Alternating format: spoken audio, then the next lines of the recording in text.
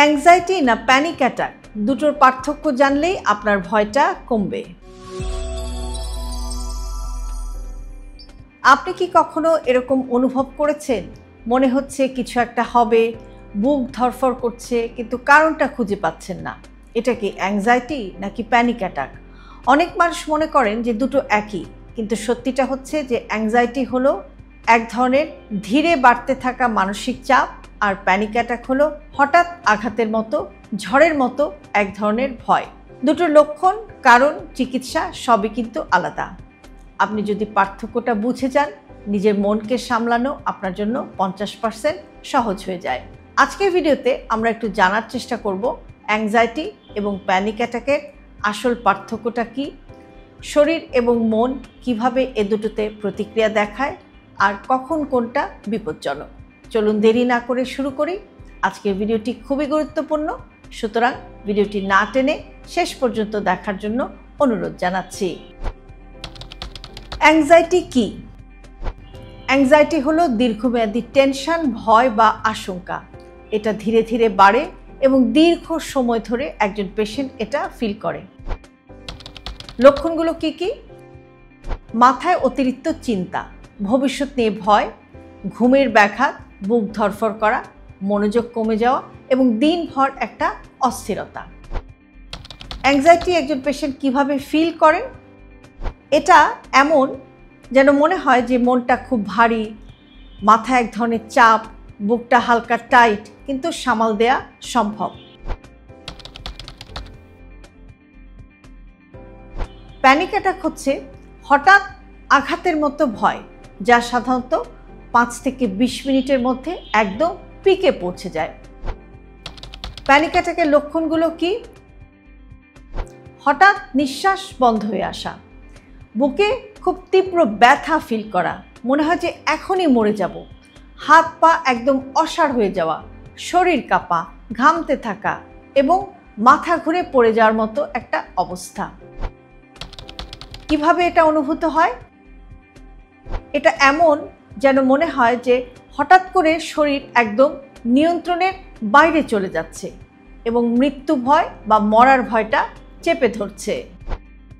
Anxiety versus panic attack, মূল পার্থক্যগুলো কোথায়? শুরু হওয়ার ধরন।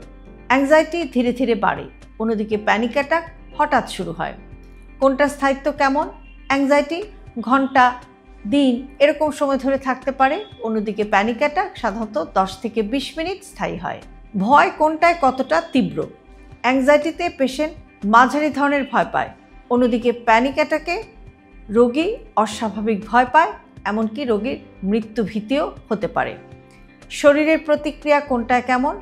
অ্যাংজাইটিতে টেনশন, অস্থিরতা, হার্টবিট বেড়ে যাওয়া এই ধরনের সমস্যা হয়, অন্যদিকে প্যানিক অ্যাটাকে জোরে জোরে শ্বাস নেওয়া, হঠাৎ শ্বাস বন্ধ হয়ে যাওয়া, বুকে ব্যথা, মাথা ঘুরে যাওয়া এই ধরনের উপসর্গ দেখা যায়।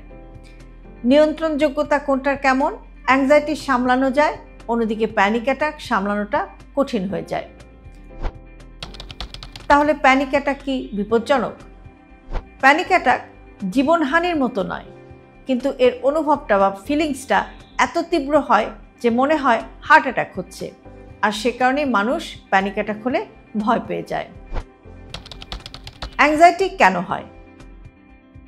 অতিরিক্ত স্ট্রেস, জীবনের অনিশ্চয়তা, কাজের চাপ, পড়াশোনার চাপ, হরমোনাল সমস্যা, ঘুমের সমস্যা, ঘুমের অভাব, দীর্ঘদিন চিন্তা জমে থাকা, এগুলো নানাবিধ কারণে কিন্তু অ্যাংজাইটি হতে পারে।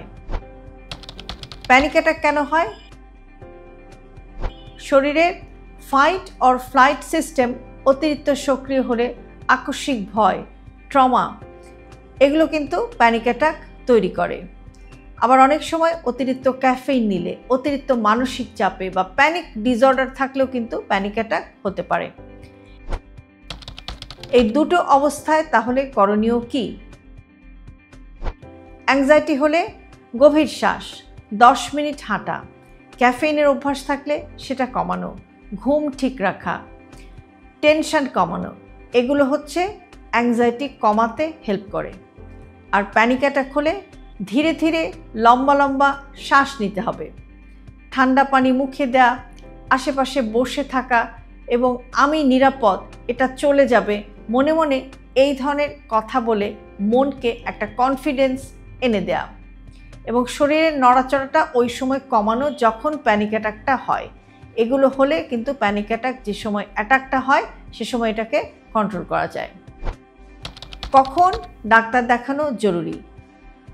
প্যানিক অ্যাটাক সপ্তাহে যদি 2 থেকে 3 বার হয় তাহলে কিন্তু ডাক্তারের সাথে কনসাল্ট করতে হবে।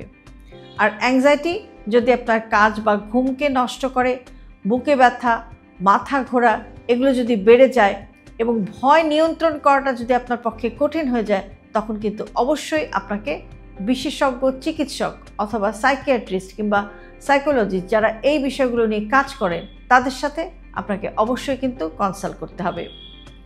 মনে রাখবেন, মনের সমস্যা মানে আপনি কিন্তু দুর্বল নন। মনের সমস্যা হতেই পারে। অ্যাংজাইটি আর প্যানিক অ্যাটাক এই দুটোই চিকিৎসাযোগ্য, নিয়ন্ত্রণযোগ্য এবং হাজারো মানুষ এগুলো থেকে ফিরে এসে বা এগুলোকে নিয়ন্ত্রণ করে সুস্থ স্বাভাবিক জীবনযাপন করছেন। তাই লুকিয়ে রাখবেন না। মনকে সাহায্য করা মানে নিজেকে বাঁচানো। আপনি যদি বাঁচতে চান তাহলে অবশ্যই আপনার মানসিক স্বাস্থ্যের প্রতি আপনাকে যত্নবান হতে হবে। হেলদি লাইফস্টাইলকে জটিল ভাববেন না। আপনার দৈনন্দিন জীবনে ছোট ছোট অভ্যাসের পরিবর্তনই আপনাকে এগিয়ে নিয়ে যেতে পারে একটি সুস্থ জীবনধারার দিকে। আর সেই কারণে আমরা সবসময় বলে থাকি হেলদি লাইফস্টাইল সিম্পলিফাইড।